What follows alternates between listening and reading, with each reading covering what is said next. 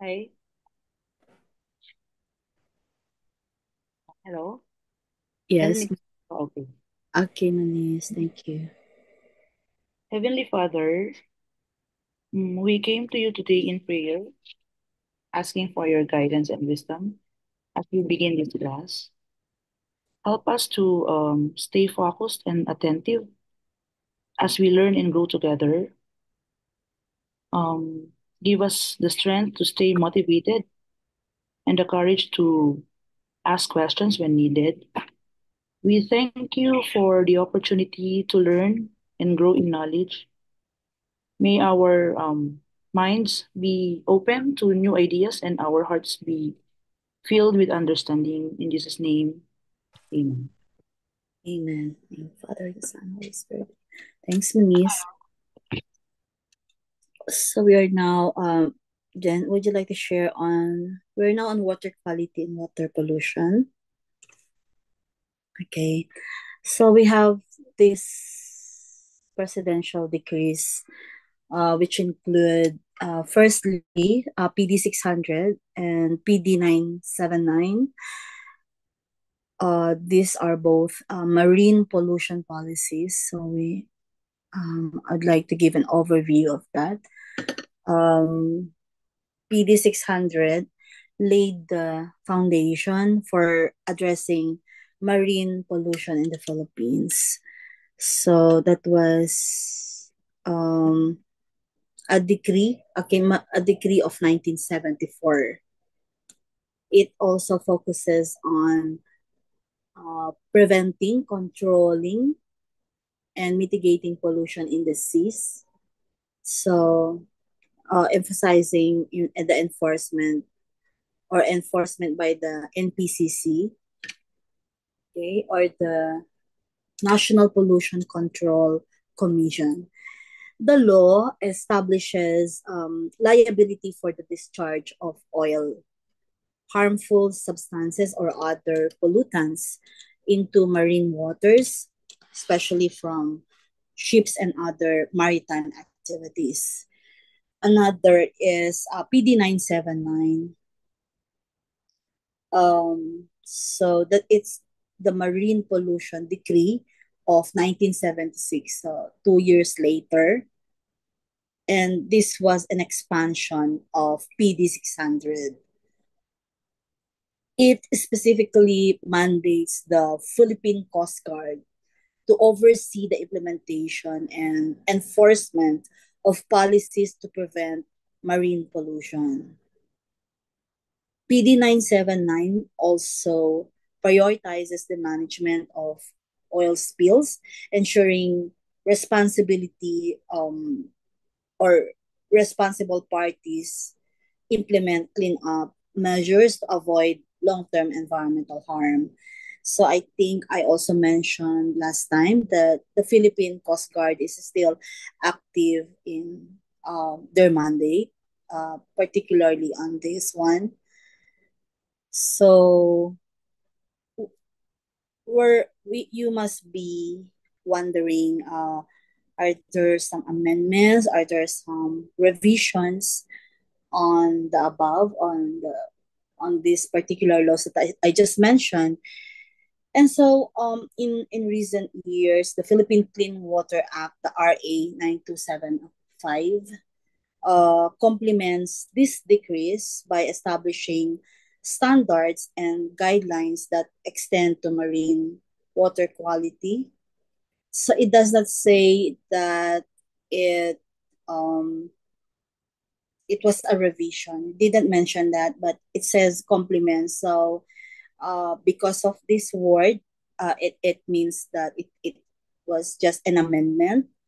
So, or it was just additional provisions to complement the prior legislations. Additionally, RA 9483, I think you can see it here. So it is called the Oil Pollution Compensation Act of 2007. So it's not here. So I will be providing some additional, kasi na-research ko lang naman ito. hindi na idagdag dito, no? So, it was an act of 2007 which provides for a more robust framework for addressing marine pollution caused by oil discharges, offering compensation mechanisms for damages. So, that's why it's called Oil Pollution Compensation Act of 2007. Then, just wonder why it's not here. But anyway, if we can proceed. No. PD 1067. So this is the old water code of the Philippines. Mm, there are principles under it.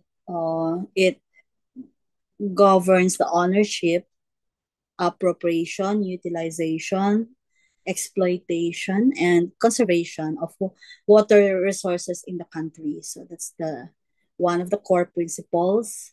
And then second is it establishes the National Water Resources Board, or the NWRB, as the primary regulatory agency for water rights and use. So the key provisions of this code outline the obligations of water users, including industries, local government units, and private citizens, to ensure sustainable and equitable access to water. So the rights and obligations under this code, water rights are subject to permits issued by NWRB, ensuring that appropriation of water does not adversely affect other users or the environment. So the law enforces strict compliance with water allocation permits and penalizes unauthorized extraction. So again, okay, in this water code, the implementation of RA 9 is it 9 9275, it provided additional safeguards for water quality, complementing the conservation mandates of PD 1067. In light of climate change and increasing water scarcity, there have been proposals to update the water code to integrate climate resilient policies and stricter penalties for water resource mismanagement. But then again, it's still this one, RA 927 9275, and there have been no amendment so far as to this legislation. So, okay. Maybe I covered that already.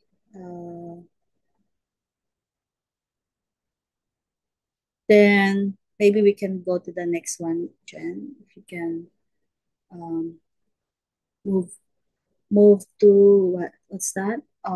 Jen,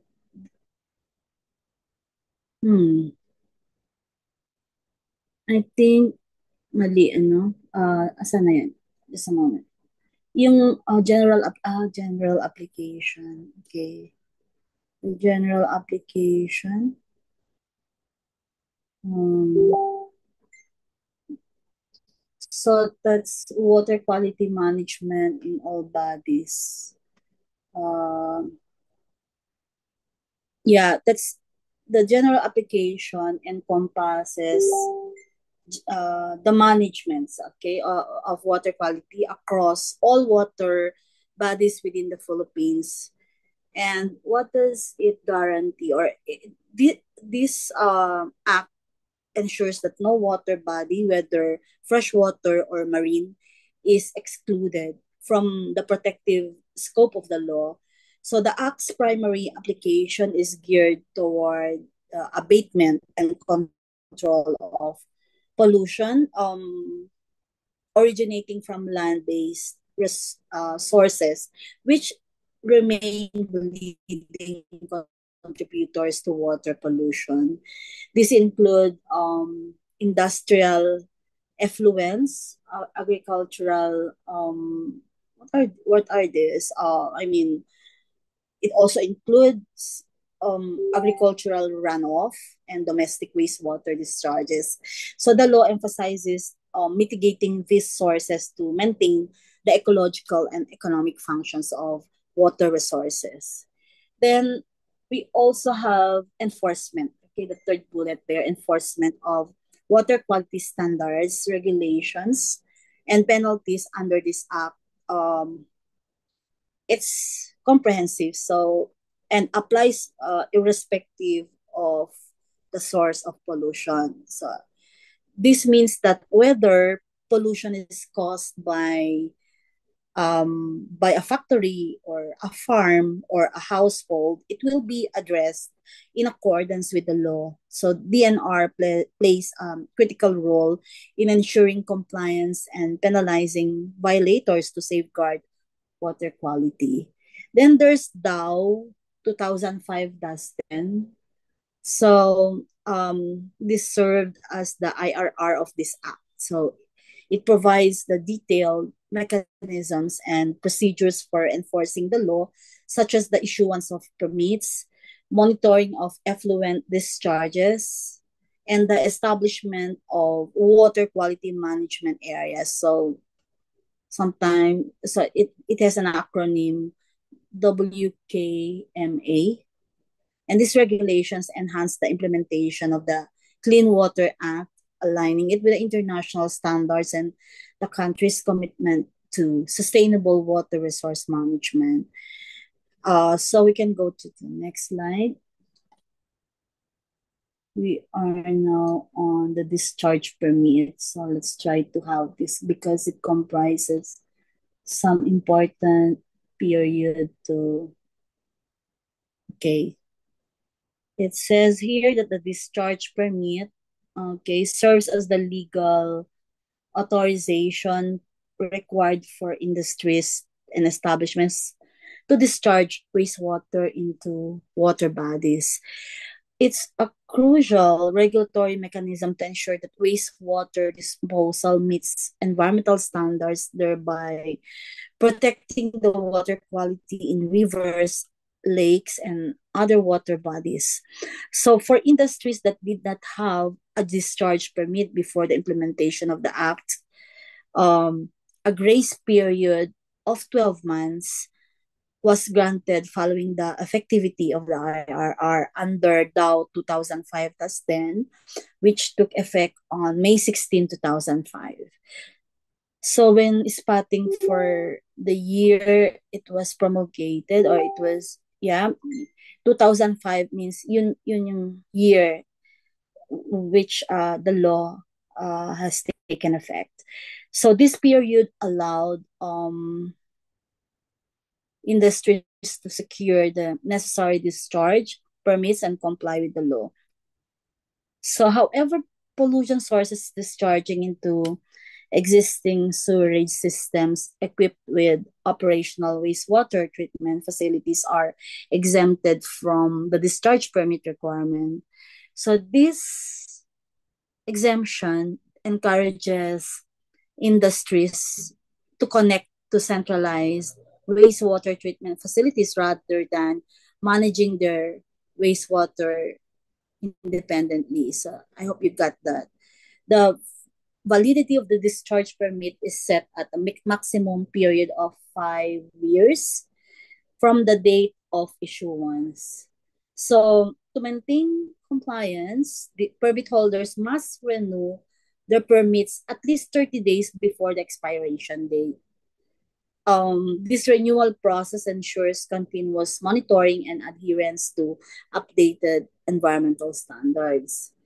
Then again, we are encountering again the SMR, means it's the self-monitoring report to the DNR regional offices. So this SMR, which contains data on wastewater discharge and compliance with the standards, must be submitted within 15 calendar days after the end of each quarter.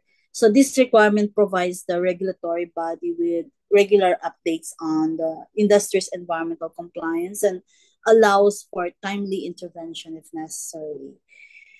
This regulatory framework highlights the government's commitment to implementing strict wastewater management policies to prevent water pollution and protect public health and ecosystems. We can go to the next one. Okay, so these are an enumeration of the IRR. So, pag nakita ninyo na daw ito, okay, and then it means yeah, it pertains to the IRRs. Let's start with okay, 2005 and then 1997. Okay. Mm, so yung nasa baba yun yung ano na except for the 2007, so it's chronologically it has a yung order niya is chronologic. So mag-start. Sige, I'll start with ano na lang, 2005 tas 10. So, yan yung sinasabi ko kanina. I've been talking about 2005 tas 10. And it's about the procedural and regulatory framework to prevent, control, and reduce water pollution. So, for the DNR Dow 35 series of 1990, it's the effluent regulations of 1990. So, this regulation sets effluent standards for various industries to control the discharge of pollutants into water bodies, and it specifies allowable limits for chemical and biological contaminants, ensuring the wastewater treatment processes meet minimum environmental standards. So, Dow 35, although enacted prior to RA 9275, remains relevant for industries seeking to comply with long-term water quality benchmarks. Then there's Dow 35, that's prior.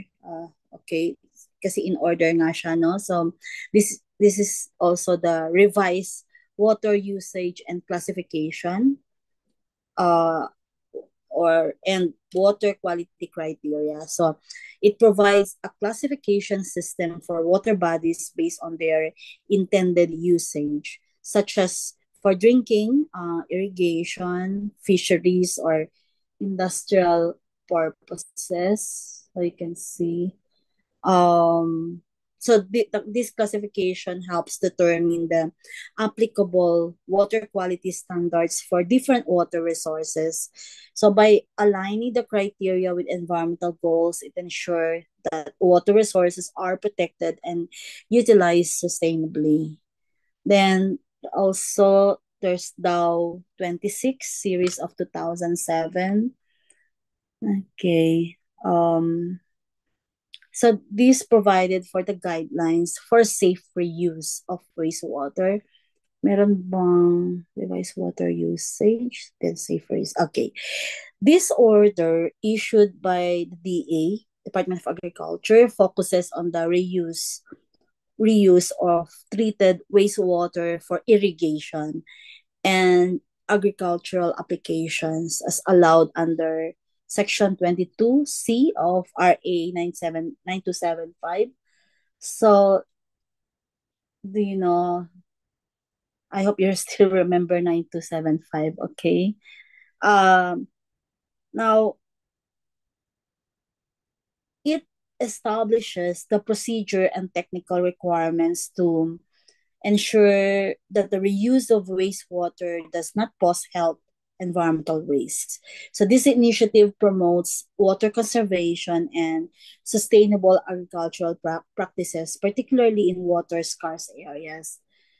Okay, so there's the participation or because it's about irrigation and other agricultural uses. So naturally, it's the DA's duty and task to do this once. That's why it's called DA DAO instead of all the rest that I just mentioned they are DNR DAO, but this is the only DA DAO that yeah, because it's for a specific use, or because it provided for guidelines for safe reuse of wastewater for agricultural use.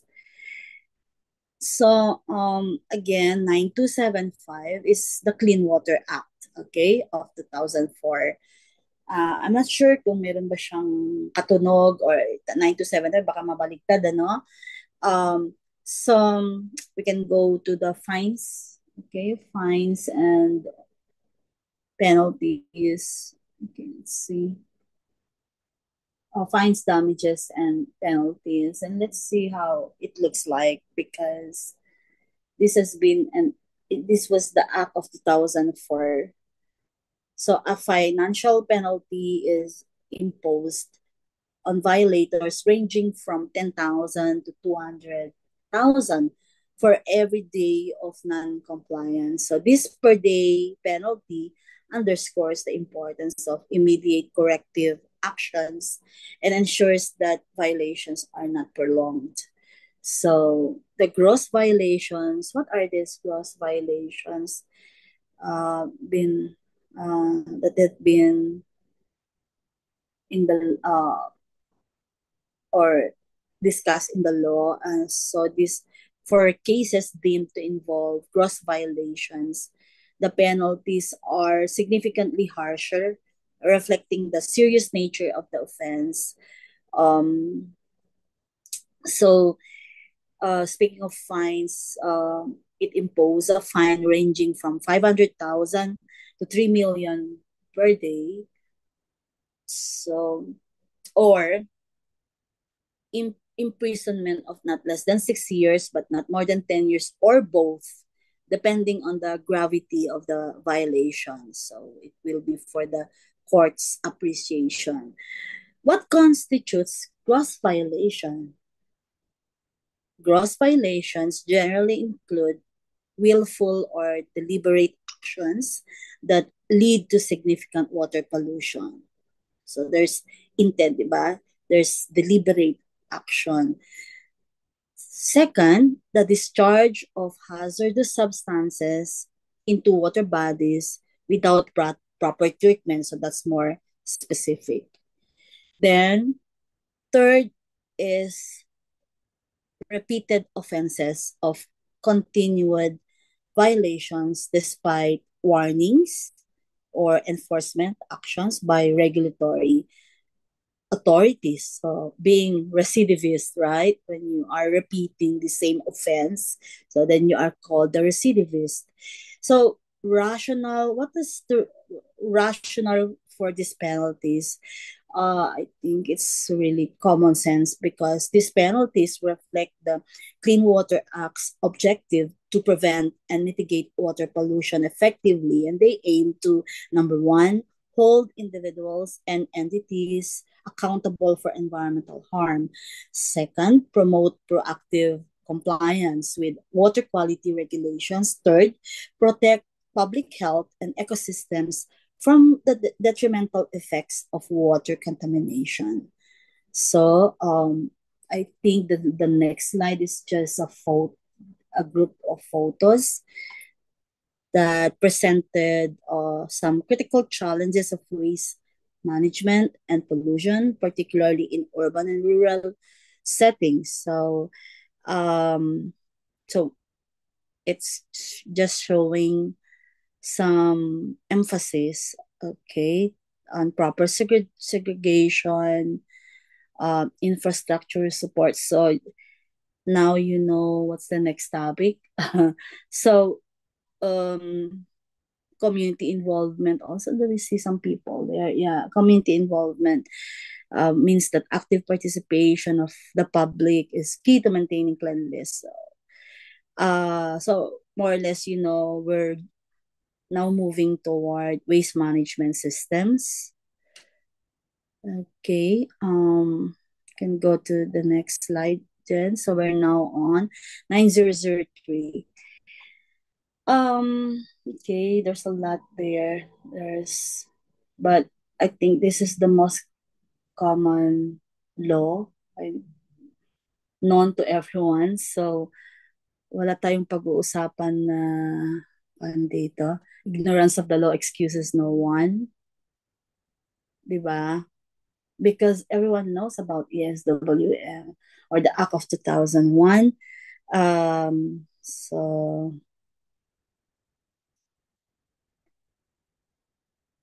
okay. RA 9003 adopts a national integrated solid waste management program which involves the entire life cycle of waste.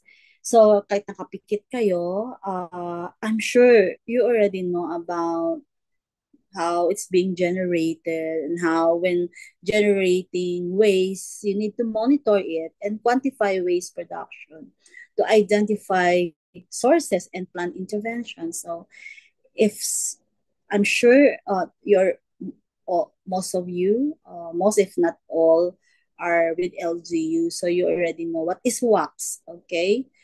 Um, Waste analysis and characterization is it system. So when I was with the ILG, it was during the time that WAX was being implemented already, and so this one 9003 1001. So this was the time when I was managing this program within the ILG and trying to uh, make some IEC with all the because it's LGU's it is the LGUs who are primarily tasked. It's LGU's primary duty, But of course, public participation is still key to this program.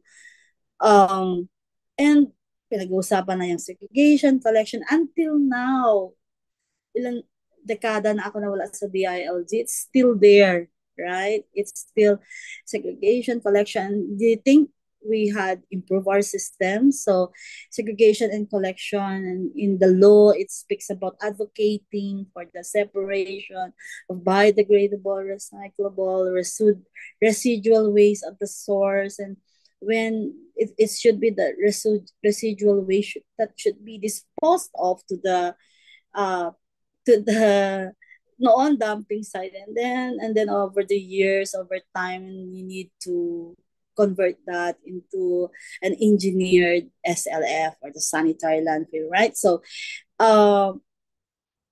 siguro naman if there will be 10 items that on this particular topic mape-perfect nyo to, because it's something like IEC is na perfect na yung system ng IEC. It's always there. Even kids know about this one, about this program, about the entire life cycle of waste, like composting. And I wonder if you took patience also in composting or at least encouraging the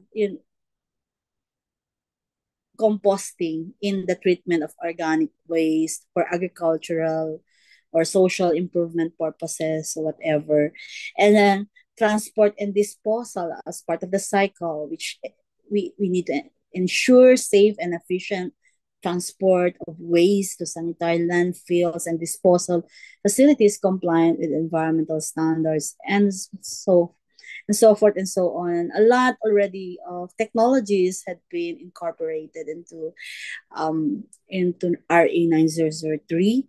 So it's supposed to be this concept should it's supposed to be a holistic response to solid waste problems, emphasizing prevention and resource recovery. So the framework in itself is just easy to remember because waste reduction goals, then waste minimization techniques, and public participation. So that framework, of course, it should align with national and local policies, empowering LGUs as the primary implementers. So, but what are the measures for sustainable development anyway? And the act. institutes measures aligned with the principles of SD, the Sustainable Development. Number one, but to balance environmental and economic goals. It means that incorporating waste management into economic planning to protect the environment while fostering growth. Second, it's changing the way communities view waste from a nuisance to a resource that can be managed and repurposed. And another is another measure is supporting initiatives for volume reduction, resource recovery, and eco-friendly disposal practices. So, by integrating these strategies, and so that's why RA 9003 now should promote for long-term sustainability and public awareness. So probably you can really at hindi nyo nabalikan yan, you would be able to, hindi kasi nawawala yan sa board, ano? So it's part, because it's everyone's concern up to the youngest part, as youngest member of the community should know, because we all of us create contribute to the waste volume. So but there are also incentives. Let's see, incentives, right? Nakalagay doon, offers incentives for innovations to improve solid waste management practices. So, what are these incentives that the law stipulated? So, for businesses and organizations investing in eco-friendly technologies, so they will be provided tax benefits and grants. And another incentive is support for R&D, or research and development, promoting advancements in recycling, material substitution, and waste processing. So we're now in the advanced stage of this concept about circularity or circular economy, right? But because we are Filipinos, we have the culture of that.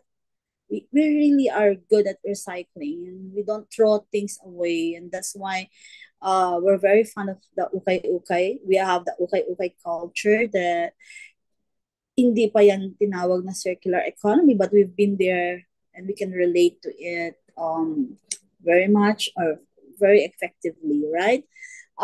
Because we repair, there are nations na hindi na sila nagre-repair, but Filipinos are, basically resourceful. Parang ganon. So, and so these provisions about incentives aim to spark technological and entrepreneurial solutions to the solid waste crisis. But crisis noon, before 9003 and until now, so it's been like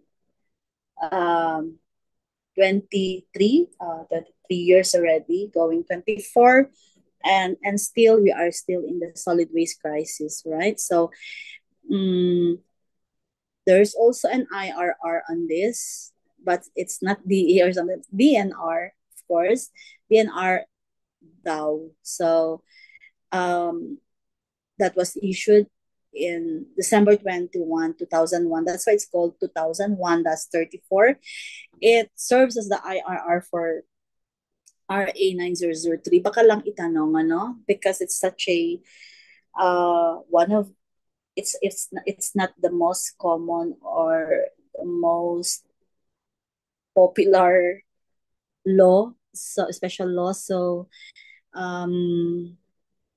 baka itanong yung ano yung IRR nito. So it's DAO 2001, that's 34. So what did it outline?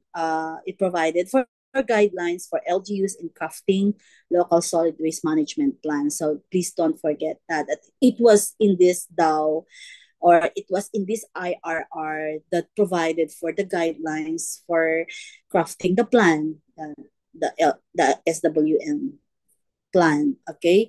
And then it also provided for procedures for accrediting service providers and monitoring compliance. Also, in the IRR, it provided for the standards for constructing and operating sanitary landfills. Okay, so this administrative order ensures okay the operationalization of RA 9003 across all levels of governance. So yeah, it remains one of the most important environmental laws in the Philippines because it was designed to address challenges such as urbanization is connected to increase because increasing waste generation is also a challenge under a more general concern, which is urbanization. However, its success heavily depends on enforcement, public compliance, and continuous adaptation to emerging issues such as plastic pollution and e-waste, electronic waste. So by focusing on the synergy between national policies, local implementation, and community involvement, RA 9003 fosters a cleaner, healthier environment while addressing the social and economic dimensions of waste management if done properly or being complied. Um, yeah, perfectly. Wala naman perfect. Ano? So it's difficult.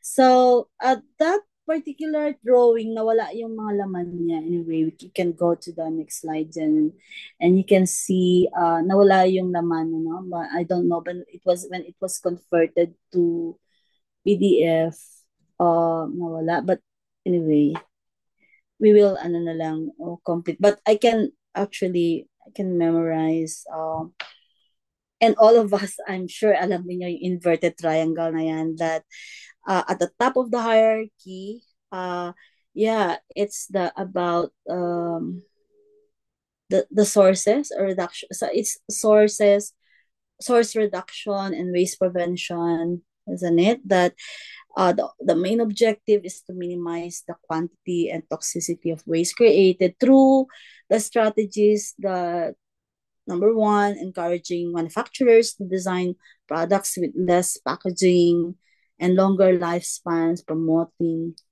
consumer choices that favor reusable or durable goods over disposable ones. So, implementing community-based campaigns for waste production. So, in this source reduction and waste prevention framework, we are looking or we are always checking on the environmental impact through prevention of waste at the source that should eliminate the need for collection, processing, and disposal, making it the most sustainable option, right? So that's at source.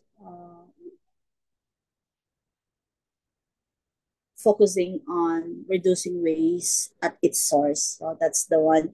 The second one is reuse, right? So that's the next level, which encourages reusing materials to extend their life cycle. So that's an extension before they can become waste. So reduce the demand for new materials by finding alternative uses for items. So rather than throwing it away, and you can donate, like if you are don't have a space anymore, you can donate used clothing, furniture, and so and more.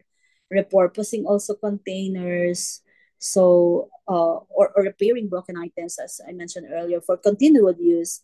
So this is about reducing energy and resource consumption also associated with producing new products. So that's um yeah, that's the environmental impact of reusing items. So then the next one is recycling and composting. So ano yan, at source and reuse and recycling and composting, that's the in the middle of the hierarchy there. It involves converting waste into usable materials or products. So changing the use, like when you recycle, isn't it, that you convert materials like paper, plastics, glass, metals, and then products. I just need to do this one because to make sure we're not skipping anything from the slides deck. Uh, so recycling requires proper waste segregation and the development of recycling infrastructure. Then composting involves organic waste such as food scraps and yard waste, decomposing into nutrient-rich material for soil improvement. So, what's the positive environmental impact when doing this? We save raw materials, we reduce greenhouse gas emissions, and diverts waste from landfills and incinerators. So, uh, energy recovery, this level involves, sorry, your parang imaginary lang yung sinasabi ko, but of course, we know anyway that recovery, okay, level is it involves recovering energy from waste that can't be recycled. So what do we do? Waste to energy, WTE, right? Technologies such as incineration generate electricity or heat by burning waste. But of course, there are some concerns on incineration. So maybe you can read about incineration. So what's the status of this particular activity under our existing laws?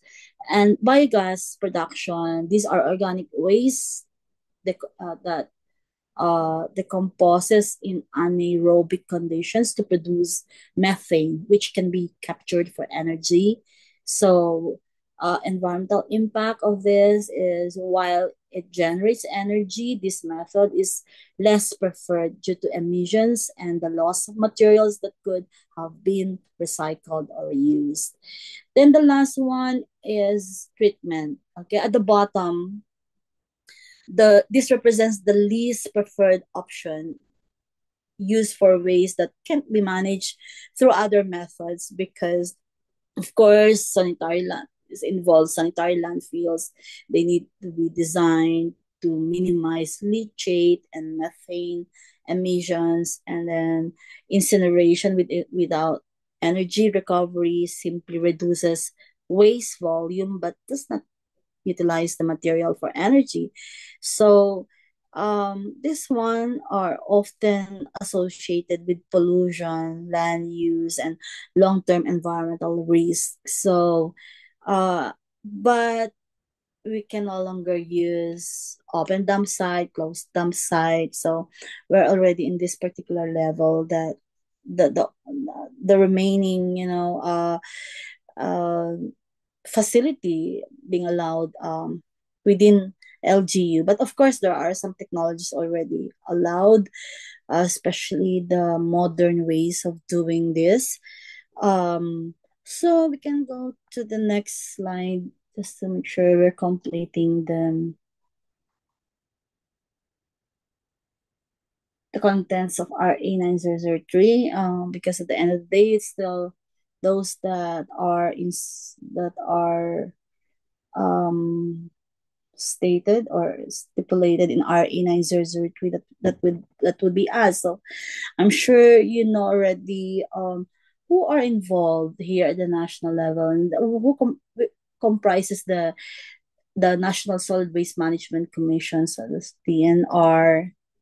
Okay, DNR, and then being the chairman of the commission, and they lead in setting the policies and guidelines for the proper disposal, segregation, and management of solid waste. And then through, of course, because there's EMB there, but through the EMB acting as secretariat, look at that below, there's EMB as secretariat there. It provides technical and administrative support to the commission. Also the ILG, because LGU as the primary implementers, so they oversee the role of LGUs in complying with solid waste management policies. It also facilitates the capacity building programs and monitors the establishment of waste management systems in LGUs.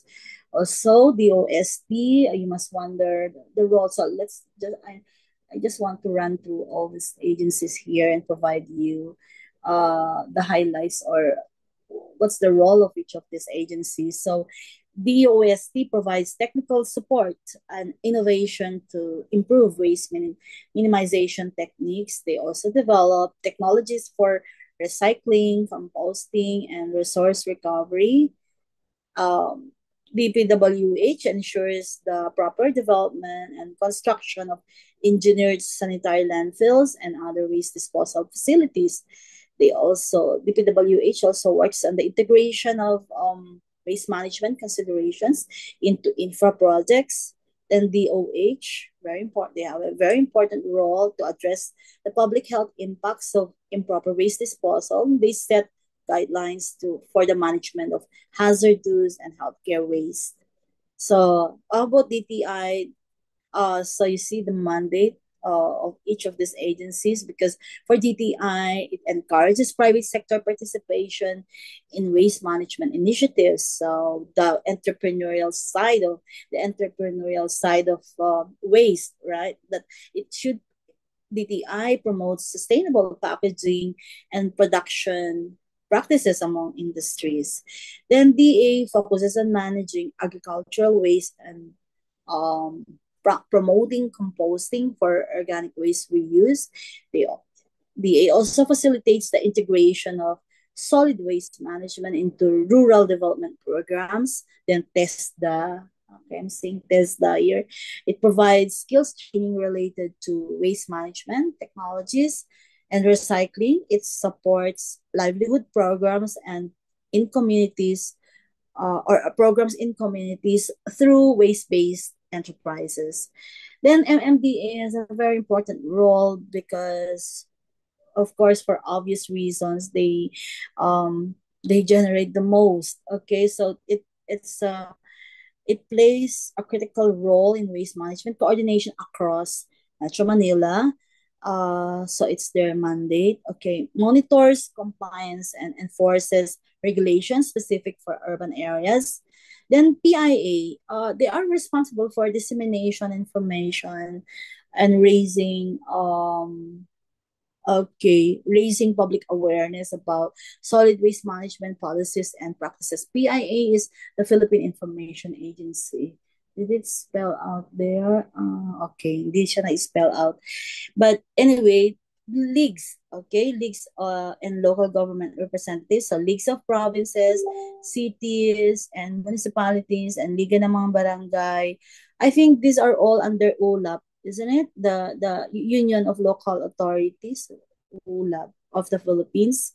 So it's being chaired at the moment by the governor of Quirino province, so Daxkua.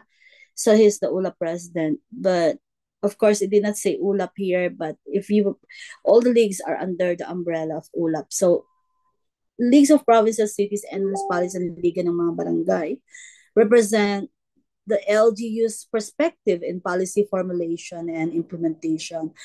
It also ensures grassroots level compliance and participation in waste management programs. Then, of course, we can't miss private sector representatives because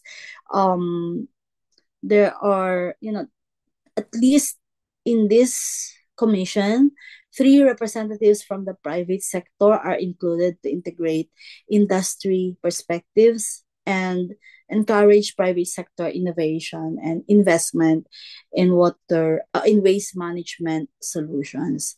So I already mentioned about EMBS Secretariat, what they do, and because they are coordinating the interagency efforts, and they also monitor the implementation of national waste management programs.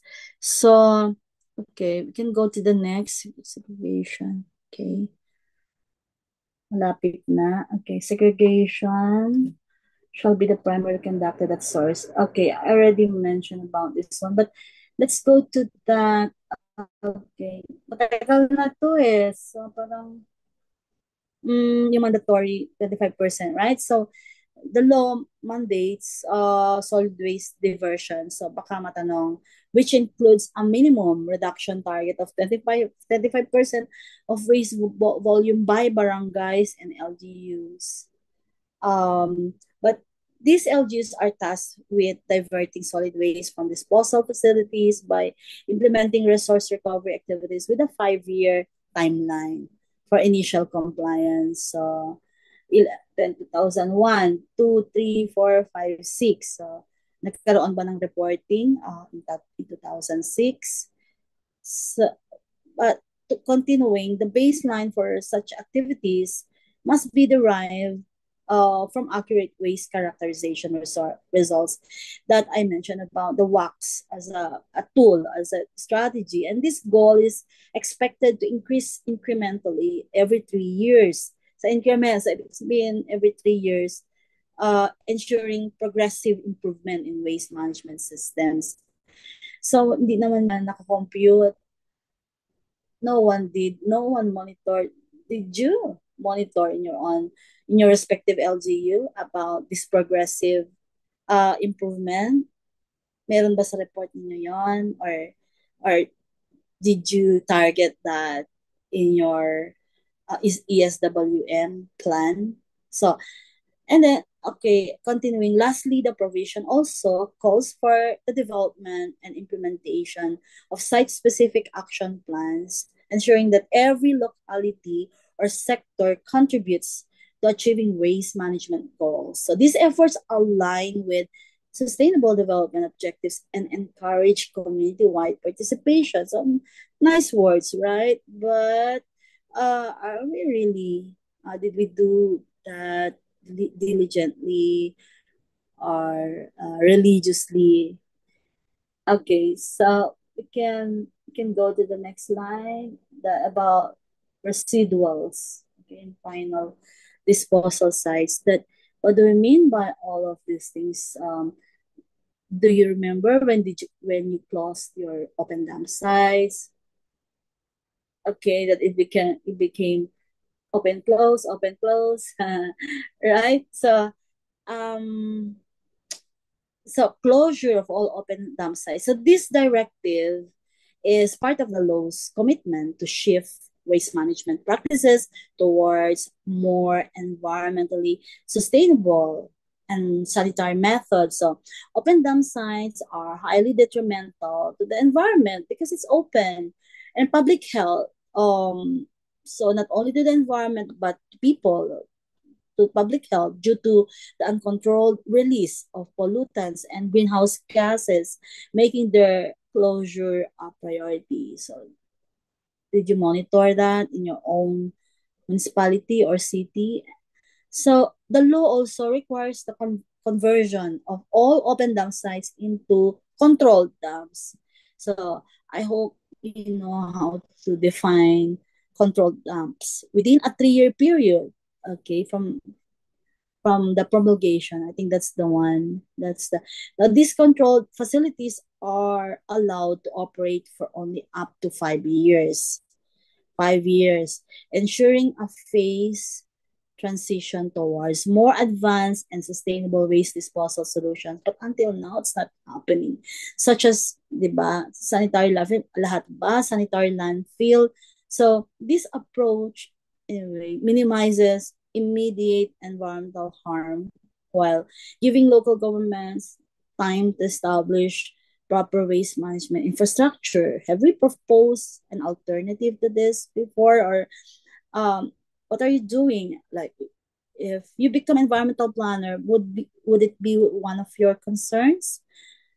So RA 9003 establishes minimum requirements for the siting, design, and operation of disposal sites to ensure compliance with environmental safety standards. So this includes considerations for proper location away from populated areas. So that's one. Leachate control systems to prevent groundwater contamination, and effective waste compaction and covering to limit exposure to pests and elements. So this means it requires engineering skills, knowledge, okay, and if there's a need for guidance by national government, by uh DPWH, and other agencies who would like to assist LGUs? How was the coordination being done, or how did you do it before if you've been into this particular stage? So, lastly, under section, you can see the last bullet, under section 48.3, the law strictly prohibits open burning. What's open burning? Because it says it poses severe risk by releasing harmful pollutants, including carcinogens, you know what carcinogen is, and greenhouse gases into the atmosphere. So this prohibition aligns with the broader goals of reducing air pollution and promoting safer regulated waste disposal practices. These provisions collectively reflect the law's overarching objective to establish a sustainable and effective solid waste management system in the Philippines. So, do we have evaluation? Did we evaluate our plan, our strategies? So, what's the status of your solid waste management program or plan or strategy, right in your own LZU? So when I know you're all planners here. I mean, you've been practicing it some in many ways. Okay, even if you're not an MPDC, or even if you're in engineering or you're in academe, I'm sure it's running in your mind that, okay, even if you're not environmental planner, it's one of your concerns still because it affects your family, your daily life. So we can go to fines and penalties. I have to finish this. Okay, well, so it's only 10:40 anyway. So fines and penalties. Okay, under this law, fines and penalties are imposed to ensure compliance with the law's provisions and to deter violations of its regulations. So the penalties vary depending on the severity and nature of the prohibited acts committed. Violations may result in monetary fines ranging from 300 to 1 million. Sobrang namang range niya na. So, but anyway, and or imprisonment for a period of 1 day to 6 years. So, these sanctions emphasize the importance of adherence to the law's guidelines for effective solid waste. Wala naman, nakulong na ba? So, may nag-fine na ba ng 1 million? So, sana may taga-DNR sa inyo who could really, explain um, or update us about the implementation of this law 9003, because implementation rests with the executive department, which is, of course, national, and then so, and that's why, because they are the alter ego of the president of the Philippines, and so LGUs as the primary implementors are also they're you're supposed the LGUs are supposed to uh align their program. So if you have some ordinance on this, so it should be aligned with RA 9003. Okay, so when violations are committed by corporations, partnerships, or other juridical entities, accountability extends beyond the organization itself to its key officials. Whoever has, kasi mahirap yung maging head, ng corporation or partnership, because so if there are violations, so it's the chief executive officer, the mayor in a city or municipality, or the president of the corporation, or the general manager of a company, managing partner, or any officer in charge directly responsible for the offense will be held liable. Okay, for juridical entities. Now, This provision ensures that the entity's leaders are held accountable for ensuring that their organizations comply with environmental regulations. The penalties serve as a strong legal deterrent. Tapos imagine, makulong ka ng 6 years if this is true, or may nangyari na ba. So this framework ensures that both individuals and organizations play their part in maintaining sustainable waste management practices. So, to protect public health, environment, and all. Okay, next slide. The role of business and industry, isn't it? So, even in the National Waste Management Commission, there are three private sector representatives in there. So I think this is the articulation now of that membership or involvement in the commission. So the business and industry sector plays a crucial role. So kasi akala natin LGU lang, di ba? So the ESWM Act of 2001, by fostering culture of sustainability. So keep saying that, and environmental stewardship. So these are, the motherhood language. We speak about environment, so sustainability. Number two, stewardship. Okay, and more. So companies are encouraged to take the lead in initiating, participating in, and investing in integrated ecological solid waste management projects. So this involvement ensures a collective efforts to address waste challenges while demonstrating corporate responsibility. And for sure, it's all over social media now how we have social entrepreneurs who are engaged into this particular industry, and so they're also taking the lead, exhibiting their products in the national conventions and some of those smaller, exhibitions.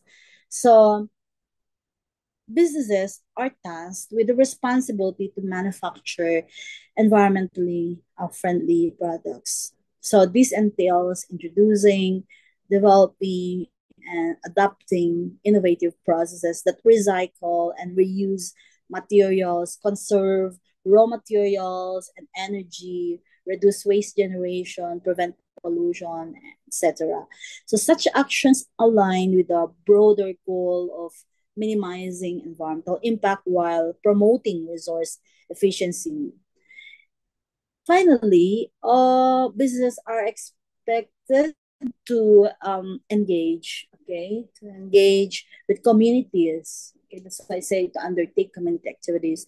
By undertaking activities that promote and propagate effective solid waste management practices, these efforts not only help to raise awareness, but also foster community participation in sustainable waste management solutions, creating a shared sense of accountability and action toward environmental preservation. So I think I need to finish so that we can have a new topic tomorrow night. This is just a very brief lecture on this toxic and hazardous waste. So we can pass the picture. You can go to the next line. Okay.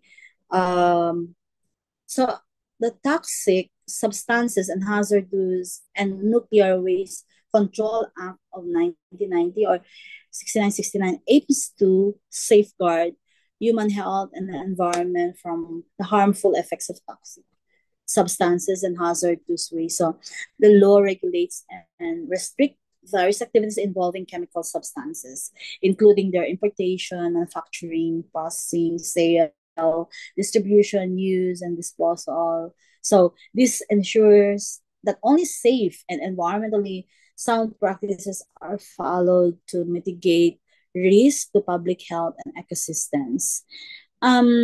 So later I'll ask you something, but let me continue that. This law also strictly prohibits the entry, okay, even in transit, of hazardous and nuclear waste into Philippine territorial limits. So does it ring a bell? Do you know the particular news before that they want to dump their waste in Philippines? So okay, I'll ask someone later. So, preventing the country from becoming a dumping ground for foreign waste. So they're thinking about us as the Philippines as dumping ground, right? So it supports research on toxic chemicals and hazardous waste, promoting scientific advancement and improved or informed policy decisions to address emerging environmental and public health challenges. So, under this law, waste generators are made accountable for the proper management and disposal of hazardous waste. They're held financially responsible for the cost of storage, treatment, and disposal of the waste they produce, emphasizing the polluter pays principle again. So, by enforcing stringent policies and responsibilities, RA 6969 aligns with international agreements like the Basel Convention. Remember that? Which governs the transboundary movement of hazardous waste. And this law demonstrates the Philippines' commitment to global standards while protecting the rights of its citizens to a clean and healthy environment. So, uh, any international law or where we are party or where we are signatory forms part of the national law. Okay, so Basel Convention. So please remember that. So, in section. Okay, next slide, please. I think title two virgin materials. So maybe if you can so virgin materials, okay, because section, okay, the toxic substance hazardous and this act, okay, includes specific provisions under title 2, addressing chemical management, particularly focusing on virgin materials. This section of the act outlines a structured framework for managing chemical substances to prevent harm to public health and environment.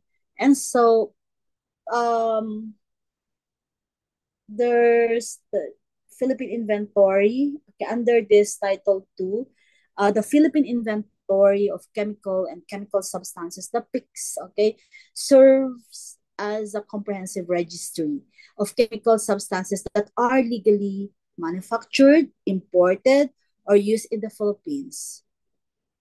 Okay, it aims to provide a baseline for regulating and monitoring chemicals in the country. So it's like an inventory where you can see all those that are allowed, that are legal, that are that are um yeah, legally manufactured. Then there under this also there is the pre-manufacture and pre importation notification PMPIN scheme, which is a procedural requirement for industries intending to manufacture or import new chemical substances. So this mechanism ensures a review of the potential risks and compliance with safety standards before the substances are introduced into the market. So then another thing is priority chemical list. Ang dami, you know? So just to make sure we we become familiar. So um PCL identifies chemicals that pose significant risks so to health and environment and require stringent monitoring.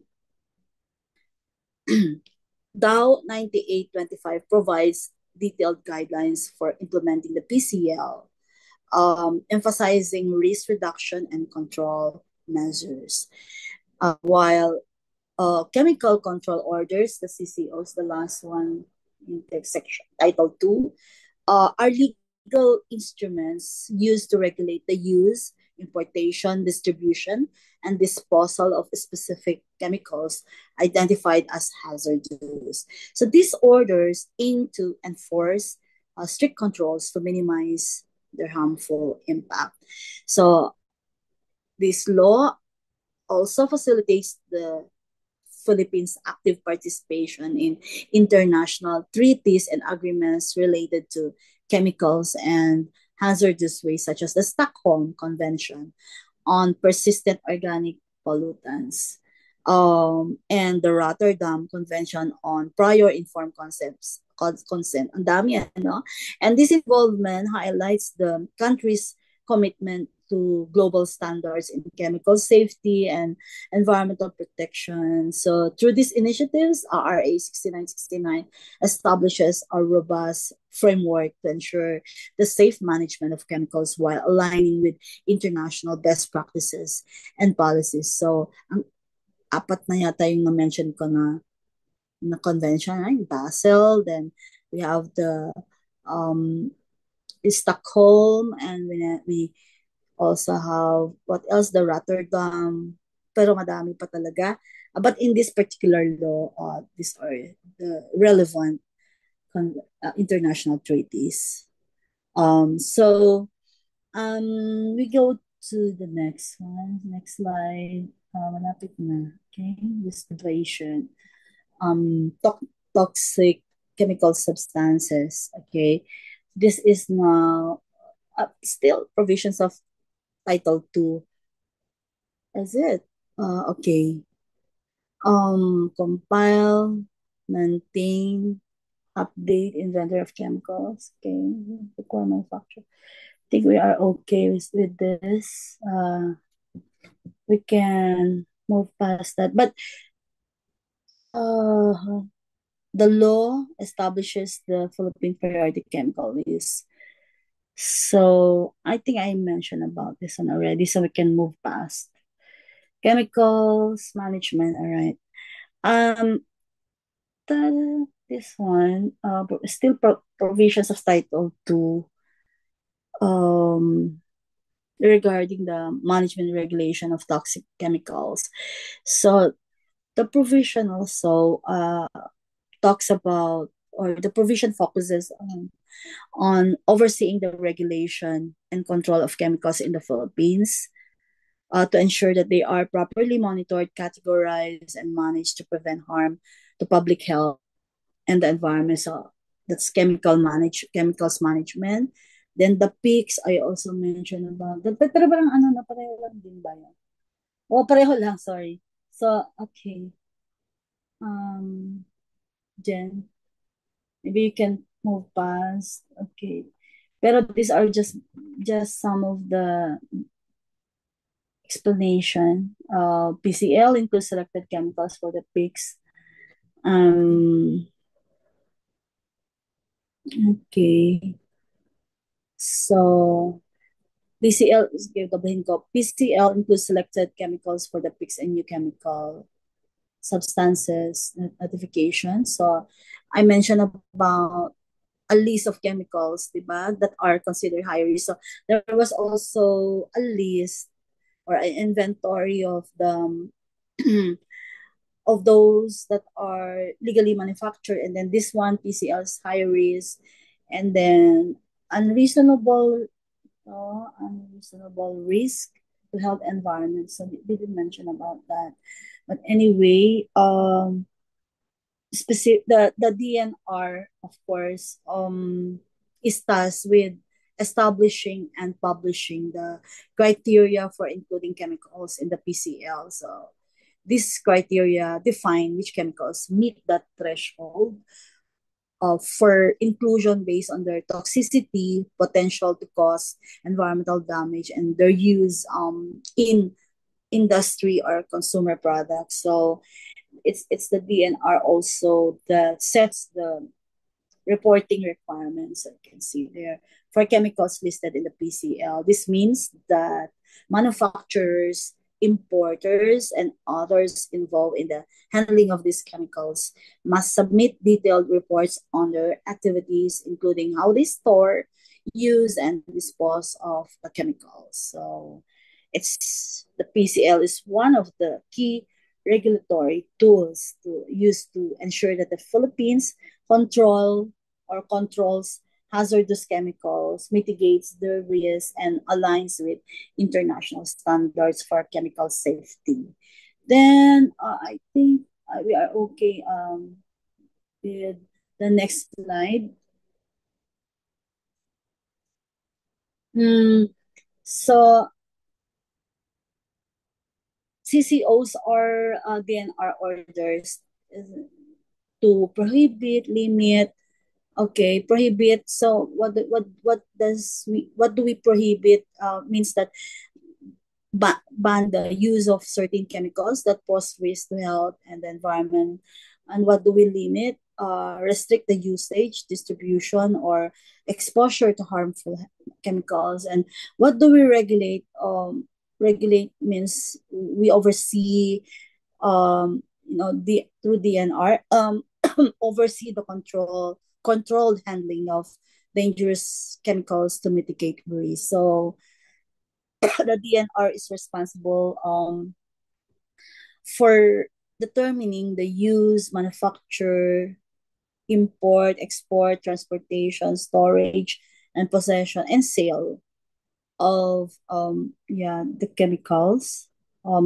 Sale means that monitoring the sale of chemicals that pose a risk to health and the environment. So that one, it's just saying that DNR establishes and publishes specific criteria for issuing CCOs. So I hope you know CCOs, the chemical control orders.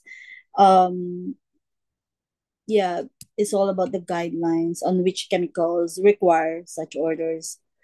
And then so there are DAOs again, daming DAO, ano? It's something na for a specific chemical, mercury, and then 9739 cyanide and its compounds, of course, including ban regulated or limited use, and then 2000-2 asbestos, and then 2000-18 ozone depleting substances or the odes, then 2004-01, that's the polychlorinated biphenyls, so PCBs.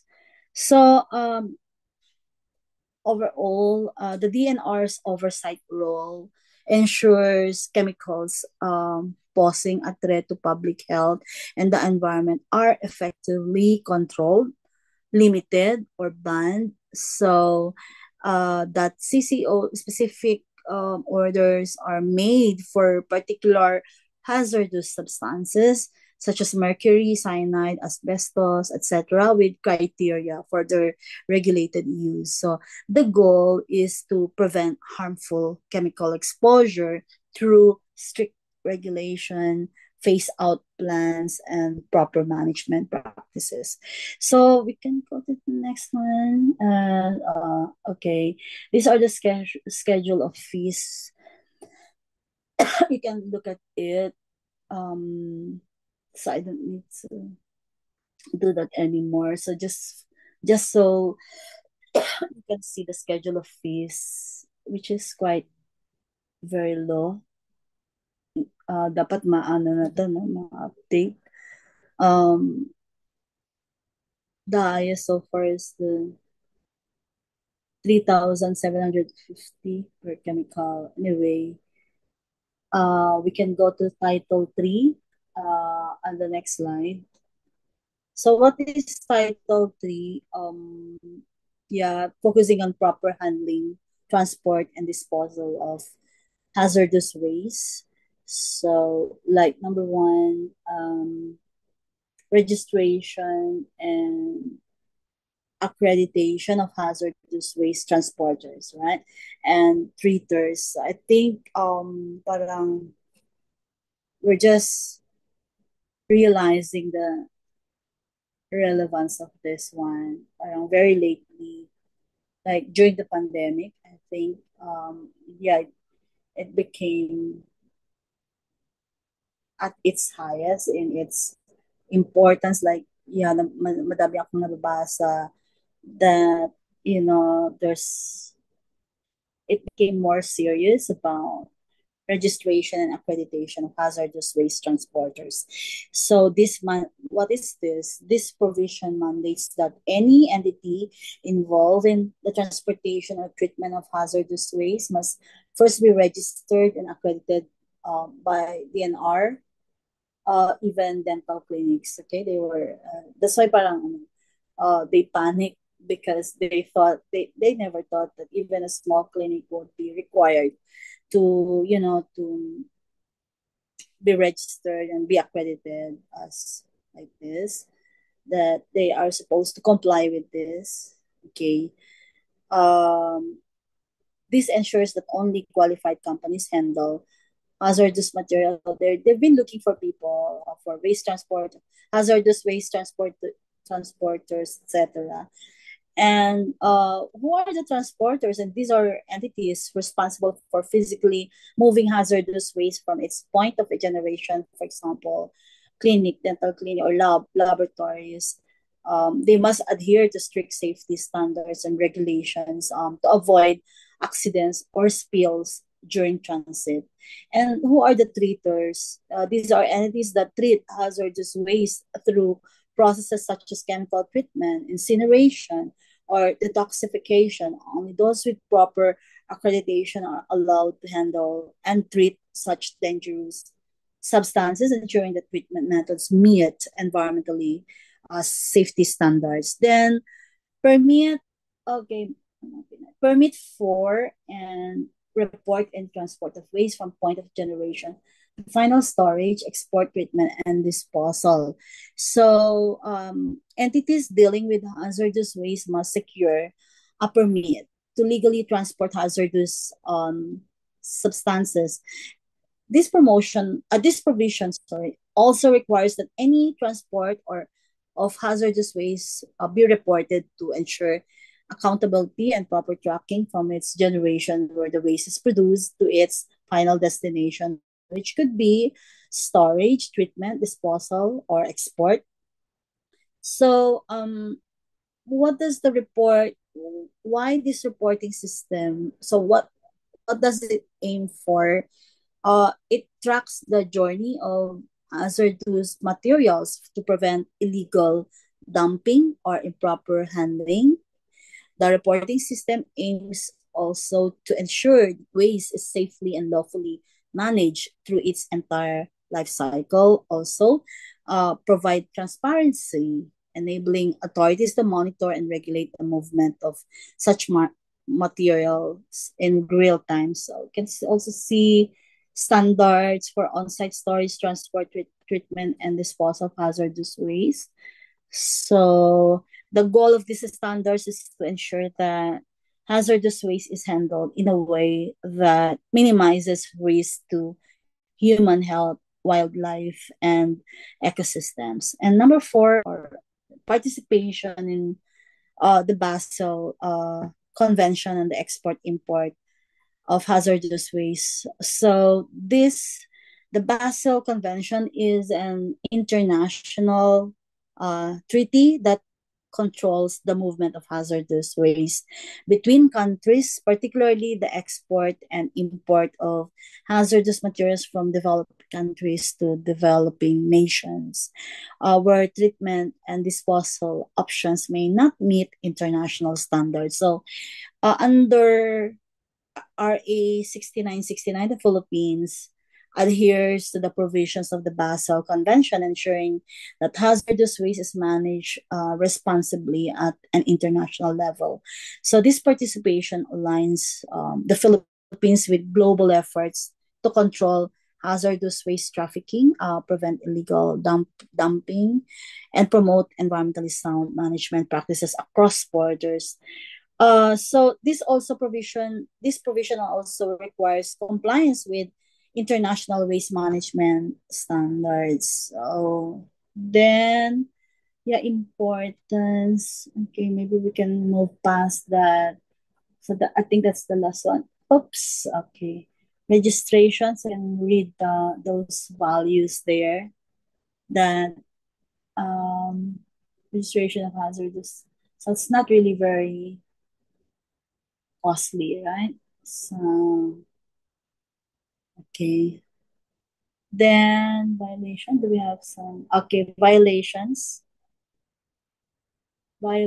penalties. So, this is under section 41 of IRR. So administrative violations typically pertain to non-compliance. So with regulations under the IRR of 6969. This can include failing to register chemicals, not adhering to the standards for chemical disposal, or not maintaining proper records of hazardous substances. So the penalties for administrative violations are what you can see there, 10,000 to 50,000. So these fines are applicable to less severe infractions that do not result in harm to human health of the environment, but still represent a breach of the law's regulatory framework, because there's special law like this one, 6969. So it's a straightforward, um, yeah, there's no mitigating, again, I'd say there's no mitigating justifying circumstances here. So like the statutes that we have, but this one is is a special law. So it is applied as it was written, okay, as the law intended. So the purpose of this administrative fines is to ensure compliance with the regulatory requirements set out in the law, and encourage entities handling hazardous materials to take their obligations seriously. So the fines escalate for repeat offenses, emphasizing the importance of following proper waste management practices. Then there's a criminal offense. Criminal offenses under Section 42. So administrative, criminal. So this section addresses criminal offenses related to the improper management of or disposal of toxic and hazardous materials. Under this category, it involves actions that may not only breach administrative provisions but also cause significant harm to human health, the environment, or both. Examples include the illegal disposal of hazardous waste, mishandling, and unauthorized use of toxic chemicals. So you can see the amount of penalties for these criminal offenses, 600 to 4,000. Then there's imprisonment in addition. So it's not or, but in addition to the fine, individuals found guilty can be imprisoned for 6 months to 6 years. The duration of imprisonment depends on the severity of the offense and whether the violation caused harm to people or the environment. So they are intended to address more serious violations, where public safety and environmental protection are at risk. For example, transporting toxic waste without proper documentation. So you have to have proper documentation, or without following safety guidelines could be punishable under this section. Another, aside from the section 42.1 of 6969, there's another criminal offense under section 13B for serious violations, and let's find out about this one. It refers to serious violations that have particularly dangerous consequences for human health and the environment. These include intentional acts of negligence or reckless disregard for the safety standards governing the handling and disposal of hazardous and toxic substances. So, of course, it would be to the appreciation of the court to defend that it's not a serious, it's less than this Section 13. So, the penalties, imprisonment, just imagine offenders may face imprisonment ranging from 12 to 20 years, isn't it? So the long duration of imprisonment reflects the severity of the violations under this provision, which could include cases where hazardous materials are intentionally disposed of in an unsafe manner, leading to long-term harm to human health or the environment. So I think in Japan there are more severe um, infractions or occurrences in Japan, especially disposal to rivers, to and that caused long term result or long term out result to people, to the environment, such that um it affected the community after so many decades, like even up to the third generation have been affected, like this deformation of their physical, like their face, ganon. So if you try to read some, maybe we can ask Vincent. She had been in Japan, so maybe you had read some, or maybe learn about all these cases because of negligence, right? So there's it's in but because we are bound by Basel Convention, so if Japan had been signatory to the Basel Convention, then most likely the the international law applies because it automatically forms part of our Philippine laws. If we are a signatory to this international treaties, okay? So, um, meron ding fine for corporate violations. So I've read also about this corporate violations that it is in relation to international human rights law. So, but in this particular context, so if the offense is committed by a corporate entity, the penalty can include 12 to 20 years of imprisonment for a responsible individual. So you know very well that those who are the officers in the corporation, or those corporate officers along, they are the responsible individuals being referred to in this law, along with a fine of at least 500,000. Then this provision emphasizes the accountability of corporate leaders who might authorize or overlook hazardous practices, even when these actions lead to significant harm. So this provision focuses on deliberate, okay, when there's intent, deliberate violations of the law, especially in cases where businesses or individuals knowingly engage in activity that threaten public health or the environment, such as dumping toxic chemicals in unregulated or unsafe locations. So, yeah, it's a deterrence. It encourages compliance, accountability, etc. So I think that's all. So congratulations to all of us. We're done with this environmental law. So we would be ready for tomorrow. And thank you. And so I hope all you're still awake. um, Sana ma-perfect ninyo itong part na to. Okay. Yeah, I'd like Vincent is around, right? So Vincent had been in Japan. So can you tell me about your experience, or maybe you've had interactions with people who I'm referring to in this particular, yung mga occurrences in Japan, that there have been violations in terms of toxic and hazardous substances, right, Vincent? Hello? Katulog na yata si Vincent. Vincent. Baha ba sa inyo, Vincent? Hi! Baka nasa aeroplano si Vincent. But anyway, Uh, do you know that, did you hear about the case dun sa dumping of garbage or dumping in Philippines? Someone can unmute, please.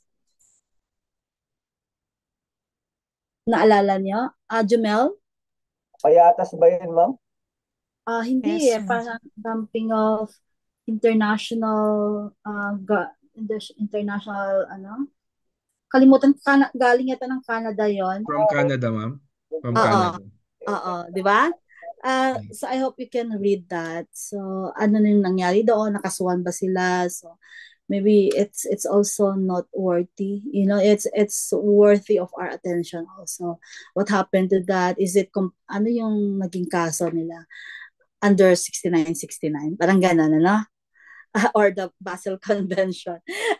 Law Attorney Jumel na yan, Attorney James, Attorney Mary Joy, Vincent Moniz. Di Naalala ba, ko, Rhea? may Sorry? naalala kasi ako sa sinabi ni Duterte na ano, palalagyan niya ng grand reception yung Canada pagdating ng mga basura. Ah, Gago. Gusto niyang ipabalik. oh, Ipabalik sa Canada. ano nangyari pala doon? Can you tell me? Kasi hindi ko na siya nasundan. Oh, yun, naalala ko. Nakalimutan na rin, ma'am. Wala na Oh, rin nangyari. pero meron, siyempre meron yan. Hindi yan pababayaan, di ba? So, hindi natin alam kung anong klaseng waste kasi yan eh. Na, basta galing siya sa Canada, pinabalik ba talaga yon? Sana chinarge na lang natin ng ilang bilyon, ano, para ano. Anyway, that was, I think, anong year ba yun? Pandemic ba yun? 2018 na tayo, ma'am. Ah, so, Before the pandemic po. Or, ano kaya yung ginamit doon na ano no na ano yung ginamit na law doon? Siyempre 6969, di ba? So that's a Canadian waste siya. And hindi lang isa eh, di ba? Parang ilang shipping containers yata yan. As parang na-label siya na recyclable plastic materials. So, and then meron ding South Korean races. So that I think, ewan ko, earlier ba yon or ano yung mas nauna. So, how did we solve about that? Have we been um, strict or ano ba yung nangyari doon? Meron bang negotiation?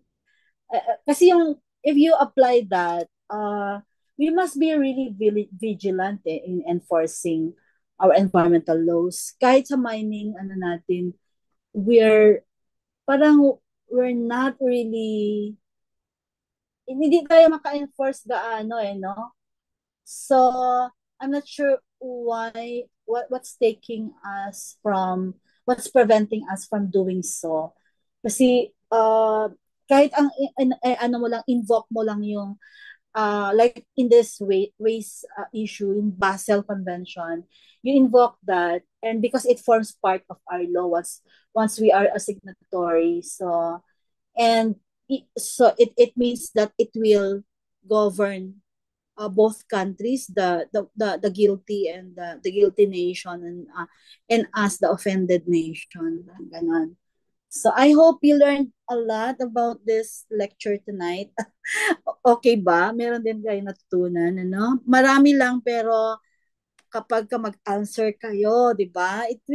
Meron pa rin kayong matandaan, di ba? Okay, so Jen, pwede na silang mag-picture.